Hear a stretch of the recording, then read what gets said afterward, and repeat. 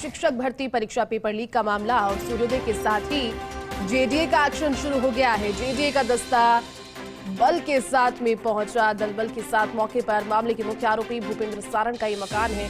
तस्वीरें लगातार social media आपको दिखाई भी, क्योंकि ये मकान अवैध पाया गया था और आरोपी का मकान जब अवैध अतिक्रमण में पाया गया तो फिर ट्रिब्यूनल में याचिका लगाई गई और जैसे ही वहां से ये जानकारी सामने आई तो सूर्योदय के साथ कल भी कार्रवाई हुई थी और आज भी सूर्योदय के साथ शुरू हो गई कार्रवाई। पूरी जानकारी के साथ में और ताजा हालात की जानकारी की अपडेट लिए मेरे सहयोगी अभिषेक श्रीवास्तव इस वक्त लाइव जुड़ गए। अभिषेक, सूर्योदय के साथ में ही कार्रवाई शुरू हो गई थी और अवैध निर्माण पर जो पीला पंजा है, बुलडोजर, वो चलने लगा था। हालांकि आज परिवार पहुंच रहा सार संभाल करने के लिए, किस तरह की प्रतिक्रिया रही? आपने बात की होगी, आगे क्या विकल्प अब उनके पास?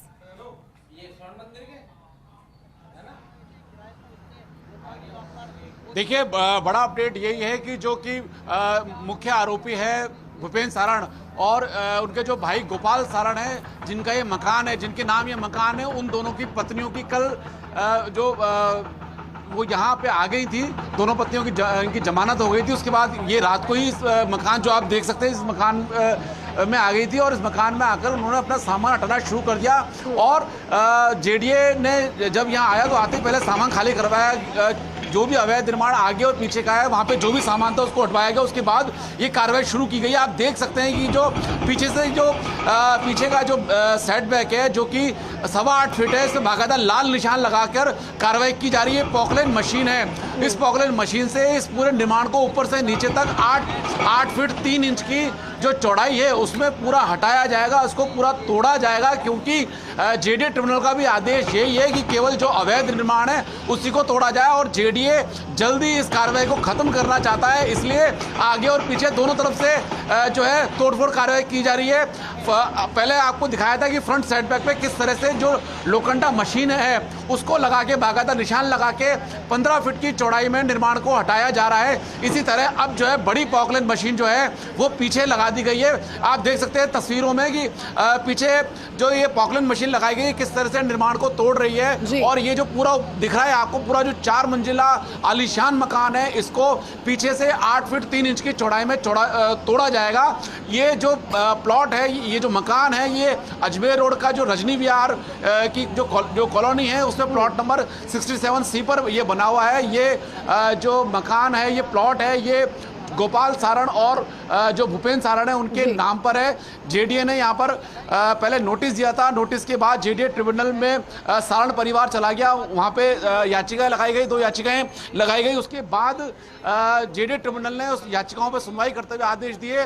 कल जैसे ही जेडीए ट्रिब्यूनल ने जेडीए को कार्रवाई के लिए छूट दी, उसके बाद ही जो है जेडीए ने एक्शन शुरू कर दिया। क्योंकि जेडीए की टीम यहां पहले से तैनात थी और कल शाम के 5:50 तक सूर्यास्त तक जेडीए ने करीब 1-1.5 घंटे अपना एक्शन चलाए रखा और आगे से काफी निर्माण तोड़ा गया। उसके बाद बचे हुए निर्माण के लिए आज सूर्योदय के साथ ही जेडीए की टीम यहां मौके पर एक्शन जेडीए की टीम ने शुरू कर दिया कि किस तरह से जो निर्माण है उनको तोड़ा जा रहा है। आप देख सकते हैं सामान को पहले खाली कराया गया। जो महिलाएं उस परिवार की आई, जेडीए ने जो भी कीमती सामान है वो उसको जो है सुपुर्द करवाया और इन्होंने अपना सामान संभाला। और जहां पे दोनों तरफ जो अवैध निर्माण जो हटाया जाना है, उस अवैध निर्माण में जो भी सामान रखा है उसको बीच का जो पोर्शन है, जो कि साइट प्लान के अनुसार परमिसेबल कंस्ट्रक्शन है, उसमें रखा गया है ताकि जो है वो सुरक्षित रहे। तो सामान आप देखते हैं, लेकिन उसके बाद भी आप फोटोज में देख सकते हैं कि जैसे एसी के जो बॉक्स हैं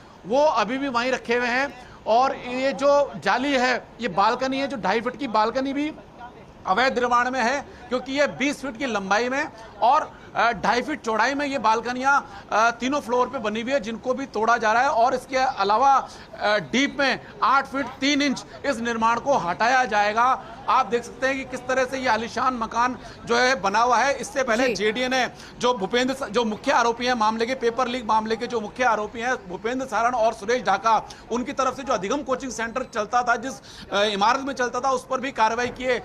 ये जो कल जेडीए का शुरू से मानना है कि ये जो आप अगर इस कॉलोनी को देखें, रजनी विहार ये जो कॉलोनी है, इसमें अगर देखें तो जिस तरह से ये मकान बना हुआ है, कमोबेश अधिकतर मकान वैसे ही बने हुए हैं। तो ये सवाल भी उठा कि एक इसी मकान पे कार्रवाई क्यों की जा रही है, तो इस पे जेडीए का लगातार यही कहना है कि ये मामला सामान्य अवैध निर्माण या अतिक्रमण का नहीं है, ये मामला उन लोगों से जुड़ा हुआ है जिन्होंने प्रदेश के लाखों जो बेरोजगार युवा हैं उनके सपनों से, उनकी भावनाओं से खिलवाड़ किया है। उस मामले के ये मुख्य आरोपी हैं जिन्होंने पेपर लीक किया है, तो उनका ये मामला है। उन्होंने बिल्डिंग बायलॉज का गंभीर उल्लंघन किया है। उसके बाद ये मामला बहुत अहम हो जाता है। इस लिहाज से जेडीए को कार्रवाई करनी चाहिए ताकि एक मैसेज जाए स्टेट में कि जो भी पेपर लीक के इस तरह के मामले में शामिल है उनको सरकार किसी भी तरह से छोड़ेगी नहीं, क्योंकि जेडीए का जो जेडीए का जो अधिकार क्षेत्र आता है वो अवैध निर्माण या अतिक्रमण के मामले में आता है, और इस तरह से जेडीए यहाँ पर कार्रवाई कर रहा है। ये जो कार्रवाई है अभी 3-4 घंटे और चल सकती है, 5 घंटे तक चल सकती है, क्योंकि जो निर्माण है पूरा तोड़ा जा रहा है। इस निर्माण को बिल्कुल अभिषेक, तो ये मानकर चले कि जो कल शाम 4 बजे से कार्रवाई का दौर शुरू हुआ था, वो आज आप जिस तरह से बता रहे हैं कि अब से 4-5 घंटे, तो आज ये जितनी भी पूरी कार्रवाई है अवैध निर्माण को हटाने की, वो पूरी हो जाएगी आज ही आज में?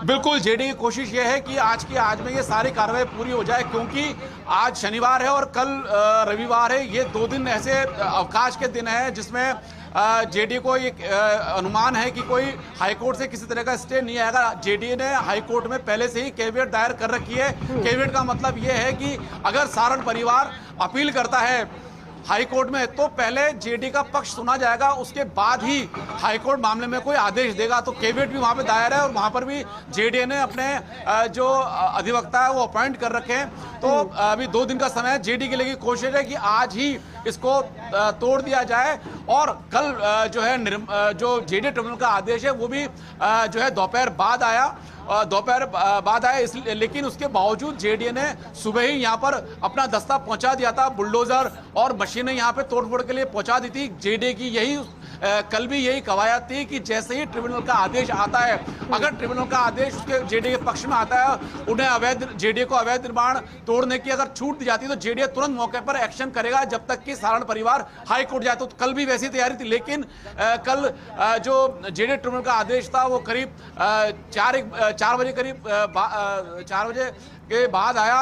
उसके बाद जेडीए ने अपना यहाँ पर जैसे आदेश की लिखित कॉपी जेडीए को मिली, जेडीए ने एक्शन शुरू कर दिया। जेडीए ने जो फ्रंट है आगे की तरफ जो है वहां से एक्शन शुरू किया। आप देख सकते हैं किस तरह से जो पोकलैंड मशीन है ये कार्रवाई कर रही है। इस पोकलैंड मशीन से सीधे निर्माण को ये मशीन इसीलिए लगाई गई है ताकि जल्दी कार्रवाई हो, जल्दी इसको जो पीछे का जो सेट बैक है 8 फीट 3 इंच की जो चौड़ाई में है इसको हटाया जा सके, और आगे की तरफ लोखंडा मशीन लगाई हुई है। लोखंडा मशीन जो है वो सीमेंट कंक्रीट का जो भी मिक्सचर है, जो भी कंस्ट्रक्शन है उसको काटने का काम करती है लोखंडा मशीन। उस लोखंडा मशीन से आगे फ्रंट सेट पे जो निर्माण है उसको हटाया जा रहा है। आप देख सकते हैं कि जो आसपास की जो इमारतें हैं उसमें किसी तरह की कोई दिक्कत नहीं हो, कोई उनको नुकसान नहीं पहुंचे, इसके लिए भी जेडीए ने जो इंजीनियर है उनकी मदद ली है।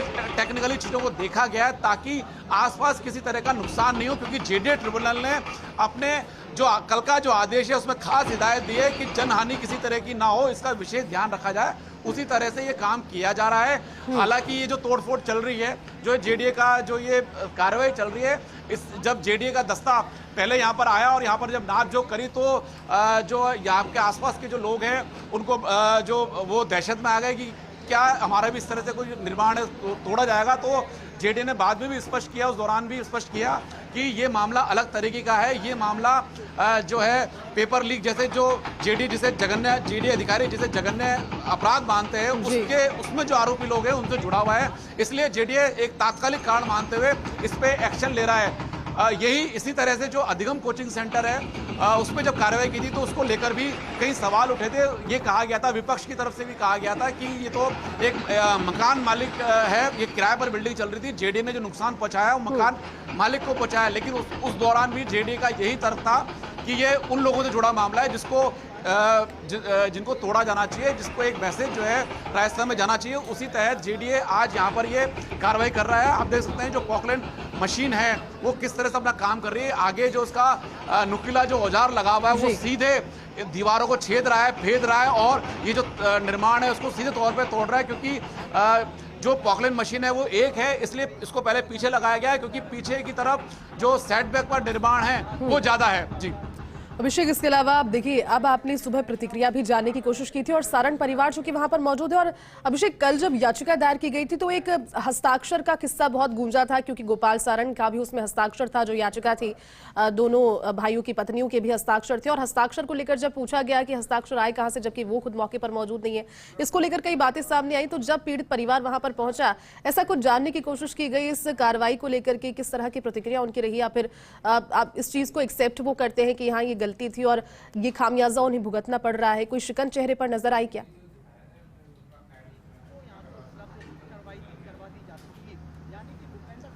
बिल्कुल, जो भूपेंद्र सारण की जो पत्नी है एलची देवी, उनसे हमने बात करी, बात की, उनसे पूछा इस बारे में कि क्या आपको किसी मामले की जानकारी है, तो उन्होंने मना किया कि मामले की जानकारी नहीं है। उनसे ये भी पूछा कि जेडीए ट्रिब्यूनल में आपने याचिका लगाई थी, तो उन्होंने कहा इसकी भी मुझे जानकारी नहीं है। जबकि कल जो जेडीए ट्रिब्यूनल में जो याचिका लगी, वो याचिका एलची देवी जो है भूपेंद्र सारण की पत्नी, और जो गोपाल सारण की पत्नी है इंदु बाला, उनकी तरफ से लगाई गई थी, और गोपाल सारण ने अलग से याचिका लगाई थी।